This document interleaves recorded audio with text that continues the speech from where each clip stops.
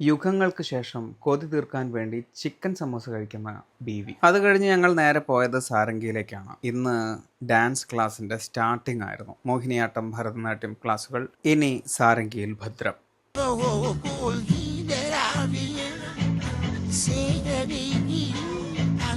ഈ കളി മേൽപ്പറഞ്ഞ ഡാൻസിന്റെ ഭാഗമല്ല. ഇതേക്കുറിച്ച് ഇന്നും ഗവേഷകർ തലപുകഞ്ഞ് ചിന്തിച്ചുകൊണ്ടിരിക്കുന്നു. ഭരതമുനിക്ക് ശേഷം മറ്റാര് എന്ന ചോദ്യത്തിന് ഉത്തരം ഇവിടെ റെഡിയാണ്. പെങ്ങളൂട്ടിക്ക് ഉറക്കം വരാൻ ചേട്ടൻ കാണിക്കുന്ന ചില ഇനിയും കണ്ടുപിടിച്ചിട്ടില്ലാത്ത നൃത്തച്ചുവടുകൾ. കോഴിക്കളി എന്ന് ഞാൻ വിളിക്കുന്ന ഈ നൃത്തശകലത്തിന് ശേഷം കുഞ്ഞുവാവയെ ഉറക്കത്തിലേക്ക് തള്ളിയിട്ട് ഞങ്ങൾ ചെന്നത് അഭിനയ കളരിയിലേക്കാണ്. പ്രത്യേകിച്ച് മാറ്റമൊന്നും ഇല്ല എങ്കിലും ഡയലോഗുകൾ പറഞ്ഞു തുടങ്ങിയിട്ടുണ്ട്. നാടകരംഗത്തെ അവിഭാജ്യ ഘടകമായി മാറുമോ എന്ന ചിന്തയിലാണ് ഇപ്പോൾ ഞങ്ങൾ. അപ്പോൾ വേദിയിൽ നിന്നും അത്ര പ്രധാനമല്ലാത്ത നടൻ ഏകലവ്യനോടൊപ്പം ശുഭരാത്രി നേരുന്നു.